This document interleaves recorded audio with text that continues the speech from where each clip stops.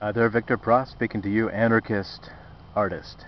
Okay, today I'd like to talk about the inevitable collapse of the United States.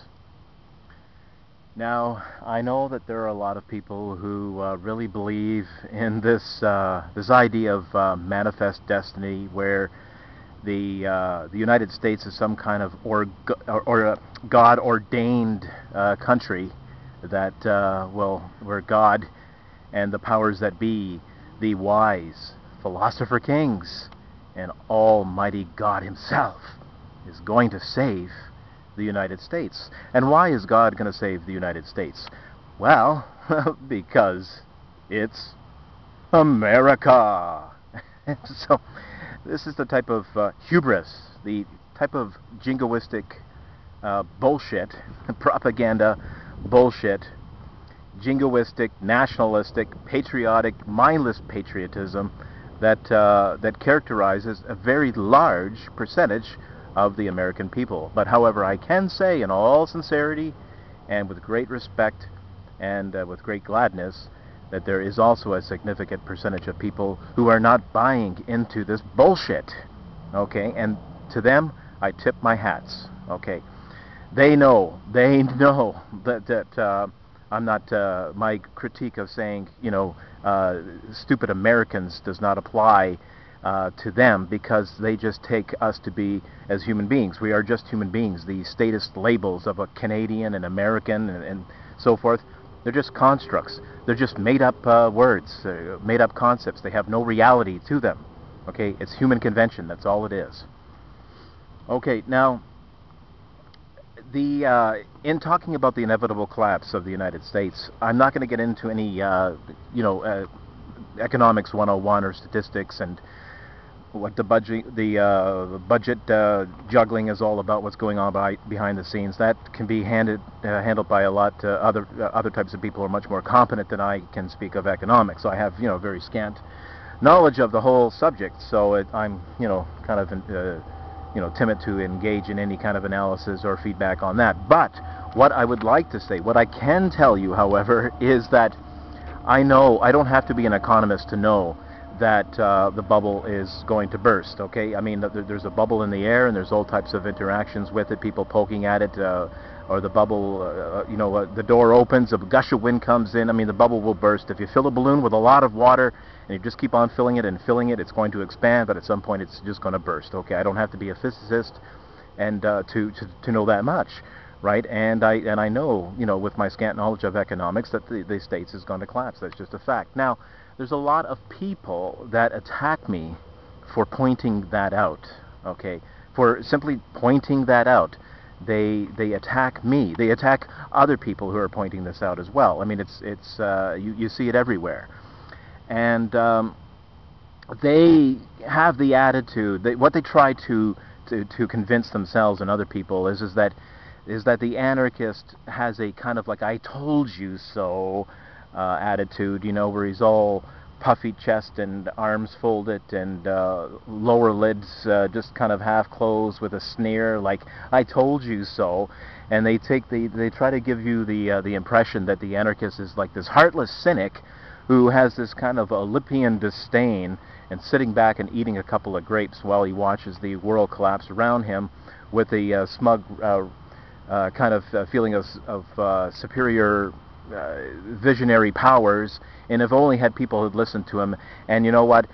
People will suffer when the collapse comes, but what they will say of the anarchists is that, hey, that's so what if people suffer? The whole point of the anarchists was to be right.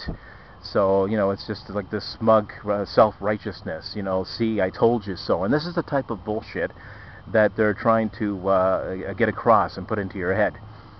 But what I would, when I look at this, when I observe this type of thing, what I would really have to do is just, look at some certain facts here. I would turn it around and suggest that they are expressing their own guilt.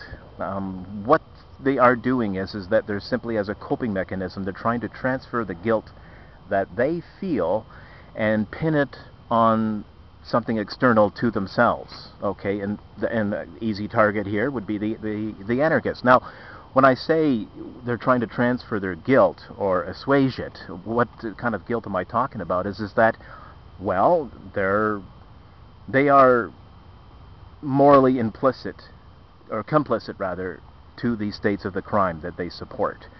Okay, the system is collapsing around their feet. The unemployment rates have gone up.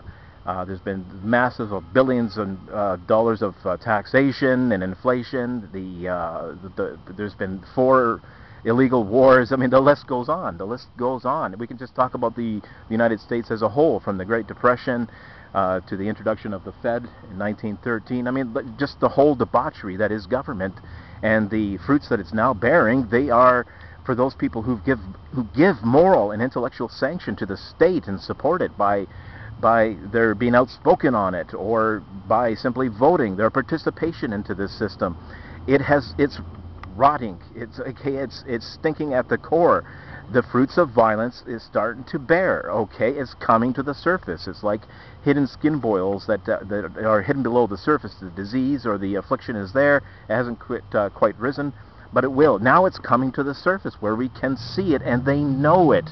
They know that this mess, this economic mess and debauchery is coming to its final conclusion, and they have been complicit in bringing it about. And of course the states has brought this about, the United States government. What else? The economic collapse, the paralysis, the destruction, the wholesale waste of spending, and the deaths of millions of people in these wars. I mean, who else? Like you, or me, or the guy down the street trying to make a living, the American public. Okay, the people who are working, the people who hold jobs, the people that have businesses, they caused it. It's the government that caused it.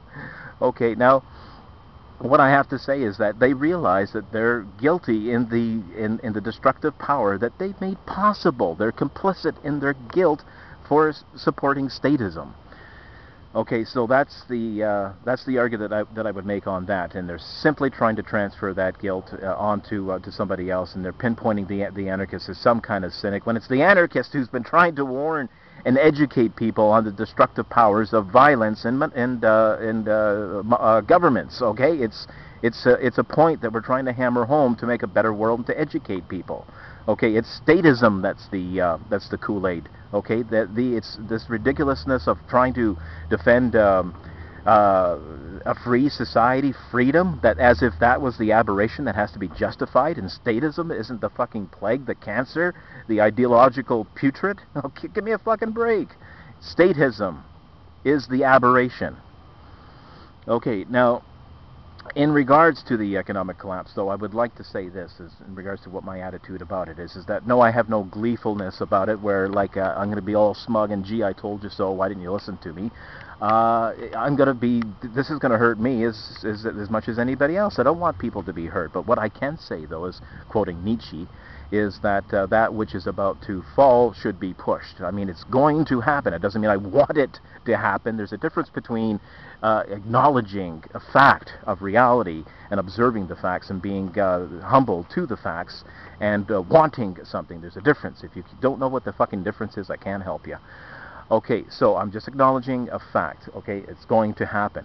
Now, what I can say, though, on a more positive note, that it's a good thing in a certain way that it is going to happen, because maybe this will slap people awake. Maybe they'll wake up like a junkie who's reached rock bottom, okay, who's in a hotel room next to the Who, and there's puke and there's the pizza boxes all strewn about, and debauchery everywhere, and dead hookers. Okay, maybe we'll finally realize just what this fucking institution does. This giving the monopoly of force over a small cadre of people who have the power to launch wars and print money. I mean, it's a stupid fucking idea. Okay, it's not holy writ. It's not divine intervention. It's not run by philosopher kings. It's not God ordained. It's just a fucking human institution.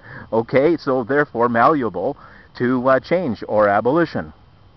So, in regards to that, though, for those people who have been guilty of bringing this fucking joke about and sanctioning it, and I'm talking about this whole bullshit called government, for those who are going to reap the whirlwind and suffer in the coming collapse, those people, all I can say is I can quote from Atlas Shrugged, and that is, brother, you asked for it. Victor Prost, anarchist artist, pop culture.